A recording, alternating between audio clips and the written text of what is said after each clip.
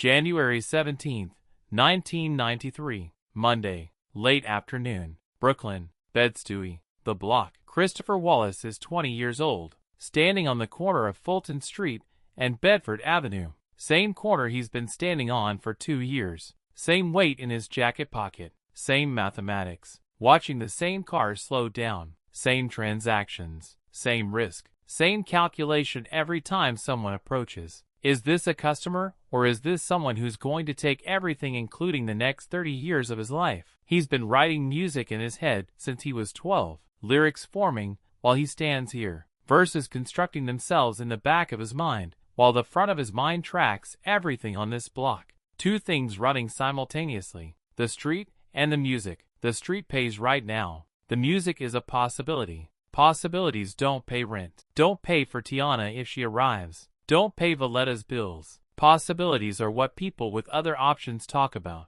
The cold is the specific cold of a New York January. The kind that comes off the pavement as well as from the sky. He shifts his weight, lights a cigarette. A man he half recognizes from the neighborhood passes, nods. Christopher nods back. This is the rhythm of the block. Movement and acknowledgement and waiting. Always waiting. For the next thing. For the situation to develop. For something to happen that determines how the next hour goes. Inside his jacket, next to the weight, is an envelope. Arrived 3 days ago. He's read it twice. Didn't tell anyone about it. Hasn't decided what to do with it. A letter from a man he's never met. From Attica Correctional Facility. Postmarked December 28th, 1992. Written on the kind of thin paper that prisons provide. Blue ink. Careful handwriting. The kind of handwriting that develops when you have nothing but time and a need to be understood precisely. The man's name is Robert Davis, 47 years old, serving 18 years.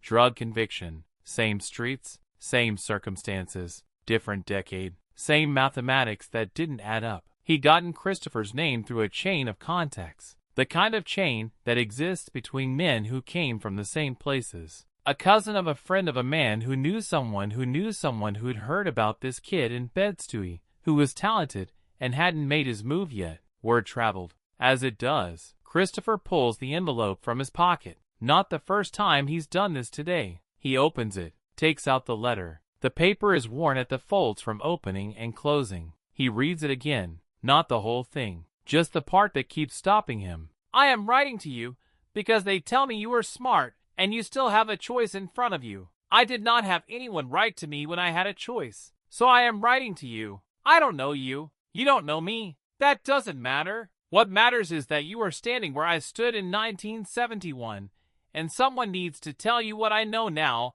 that I didn't know then. He refolds the letter, puts it back, takes a drag of his cigarette, watches a car slow down at the corner, drive past, keeps watching. The letter had come at a specific moment. 3 days before it arrived, Christopher had been in a situation, not the first, not the worst, but the kind of situation that reveals with precision how quickly everything can change, how fast the mathematics shift from manageable to catastrophic. He'd handled it, but he'd handled it the way you handle things on the block when you're 20 years old and have no other options, and no one else is coming. And afterward he'd stood in a bathroom somewhere thinking about variables, about probability, about how many times you can be in that situation before the variables stop landing in your favor. The letter arrived 3 days later, like something had been listening. He reads it a third time that night, alone in his room. Voletta asleep in the next room. The city outside the window doing what cities do at 2 in the morning.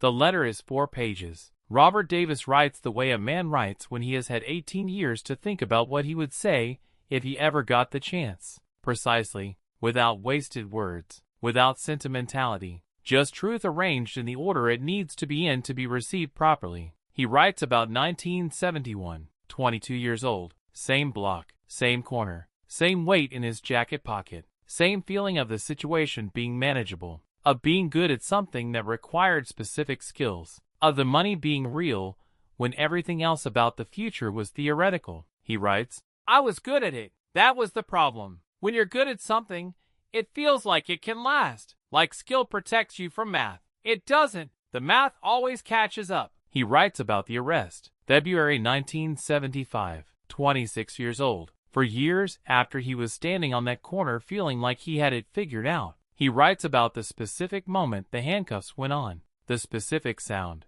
the specific thought he had in that moment. I thought about my mother. Not about the charge. Not about what was going to happen. Just about my mother. About the look on her face when she found out. That was the first thing. He writes about Attica. Not the version Christopher had heard. Not the mythology. The specific daily reality of 18 years. Waking up in a cell. The noise. The specific quality of light through a narrow window. The way time moves when you have too much of it and nothing to fill it with except regret, and the slow construction of understanding. He writes, "You will hear men in here who make prison sound like a credential. Like doing time means something about who you are. Don't listen to them. They are lying to themselves because the truth is too heavy. The truth is this: 18 years takes everything. It takes your 20s and your 30s. It takes the funerals of people you loved who you couldn't attend. It takes the births of children who will grow up not knowing your face except from photographs. It takes the version of yourself that could have existed if you had made a different choice at 22.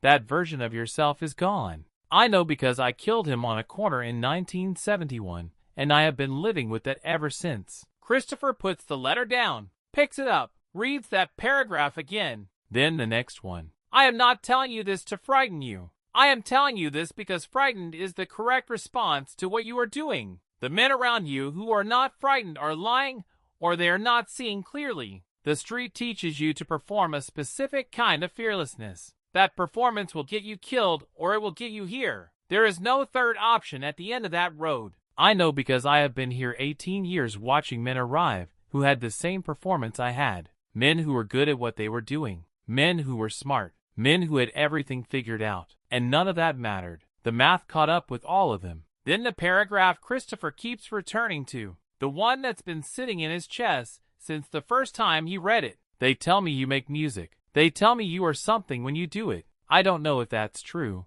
I can't know that. But I know this. Whatever you are when you make music is the version of yourself that gets to have a life. The corner version of yourself has an ending that I can write out for you right now because I have watched it happen to 100 men in this facility. The music version of yourself has an ending I cannot predict. And unpredictable is everything. Unpredictable means possibility. Possibility means you might be something. Whatever it costs to make the music possible. Whatever sacrifice it requires. Whatever risk it takes to walk away from what's certain now for what might be real later. That cost is worth paying because the alternative is here. And here is something no one should have to see from the inside." Christopher folds the letter carefully, the same way it was folded when it arrived. Puts it in the envelope. Puts the envelope in the drawer beside his bed. Lies in the dark. The city outside. Voletta in the next room. His daughter somewhere being his daughter, without him knowing how to be her father yet. All of it sitting there in the dark with him. He doesn't make a decision that night. Decisions don't happen the way people describe them. Not usually. They happen in accumulation. In the slow shifting of weight from one side to the other until the balance tips, and the tipping feels like a choice, but it was actually happening for weeks or months before the moment it became visible. What happens is this. He calls DJ Premier in February. He records "Party and Bullshit" in March. He takes the demo to Puffy in April. Ready to Die is in production by summer. By the end of 1993, Christopher Wallace has one foot entirely off the block. By the end of 1994, he is Biggie Smalls. He is the notorious B.I.G. He is what Robert Davis said the music version of himself might be. Something unpredictable. Something that couldn't have been written in advance. He keeps the letter, not in the drawer beside his bed. He moves it into his jacket. Carries it for 4 months. The paper at the folds going soft from handling. From opening and reading during certain moments. During the moments when the pull of the certain thing threatened to outweigh the pull of the possible thing. During the moments of doubt that no one else sees. He carries it like a document, like evidence of something he needs to be reminded of. Then into a box, a shoebox under his bed. The letter with some other things. A photograph. A chain that belonged to someone he lost in '89. The things that matter in the specific way that private things matter. Not for showing, just for knowing they exist. He never writes back to Robert Davis. He means to. He thinks about it, what to say, how to say it. But the music is happening fast. The world is happening fast. And there are things you mean to do that stay in the space of meaning to do them. Robert Davis remains in Attica, serving his sentence, not knowing if the letter did anything, not knowing if it was read past the first page, not knowing what became of the kid on the corner in Bed-Stuy. March 9, 1997, Los Angeles. 12:49 a.m. Christopher Wallace is shot. 1:15 a.m. He is pronounced dead, 24 years old. The letter is in a shoebox under his bed in Brooklyn, under the photograph, under the chain. 3 weeks later, Voletta is at the apartment, going through Christopher's things slowly, a task too large to hurry, too sacred to rush. She finds the shoebox, opens it, finds the envelope. Robert Davis, Attica Correctional Facility. Return address she doesn't recognize. A name she's never heard Christopher mention. She opens it, reads it, all 4 pages. Standing at the foot of his bed, she reads, "Whatever it costs to make the music possible, whatever sacrifice it requires, whatever risk it takes to walk away from what's certain now for what might be real later, that cost is worth paying." She sits down on his bed, the letter in both hands. She understands something she didn't have words for before, something about the choice, about when it was made and what moved it. Her son carried this letter for months. She can see it in the paper,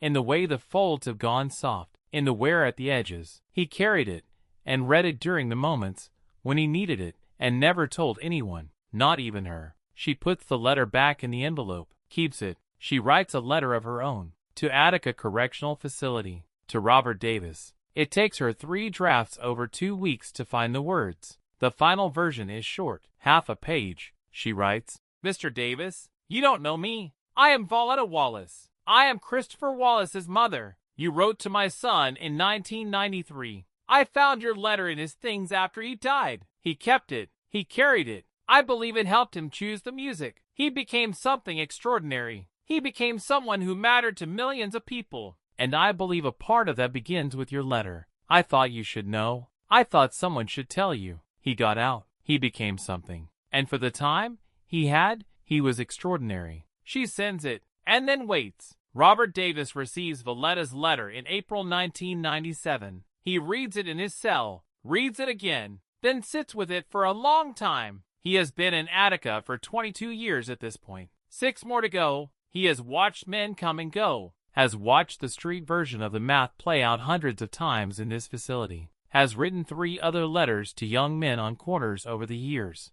never heard back from any of them, never knew if the letters were read, never knew if the words landed anywhere or dissolved into the noise of the block. He learns from Voletta's letter that Christopher's words landed, that the letter was read, that it was carried, that it was kept. He also learns that Christopher is dead at 24. The music happened, and then the other thing happened. The thing that waits even when you leave the corner. The thing that doesn't always wait long enough. He writes back to Voletta. 1 page. The handwriting more careful than usual. He writes, "Mrs. Wallace, thank you for finding me. Thank you for telling me. I wrote that letter because I wished someone had written it to me. Because I thought if one letter from a stranger changed one young man's direction, then 22 years in this place meant at least that much. Your son made something real. I heard it in here. We hear everything in here eventually. He made something that meant something to people from the same places we're from. That is not a small thing. That is everything. I am sorry he didn't give more time.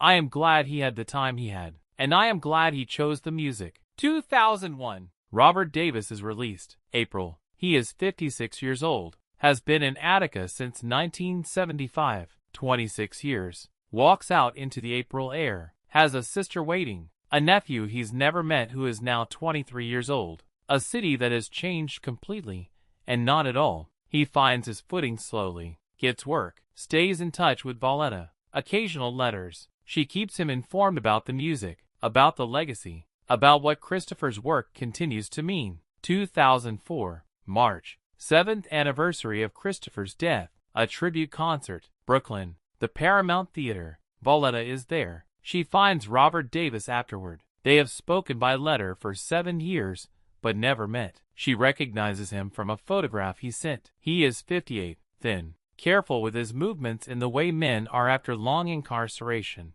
They sit together after the concert ends and the crowd thins. Don't say much. The music plays on the sound system as the venue clears. Christopher's voice filling the space, both of them listening. Voletta takes out an envelope, the original one. Robert Davis's letter from December 1992. She hands it to him. "I think you should have this back. He would want you to have it." Robert Davis takes it, opens it, his own handwriting. The words he wrote in a cell in Attica in the winter of 1992. He reads a few lines, closes it carefully. "He kept it. He carried it for months. The paper shows that." Robert Davis holds the envelope, nods once. "Good," he says. Just that. Good. The letter is with Robert Davis now, an old man in Brooklyn, 78 years old in 2024. Still here. The letter that crossed from Attica to Bed-Stuy in January of 1993 still exists. Still folded the same way it was folded when Christopher carried it in his jacket through the winter, and into the spring, and into the life that the letter helped make possible. Robert Davis keeps it in a drawer, takes it out sometimes. His own words written in a cell 31 years ago. Words that reached a young man on a corner. Words that helped tip the balance. Just enough. Just in time.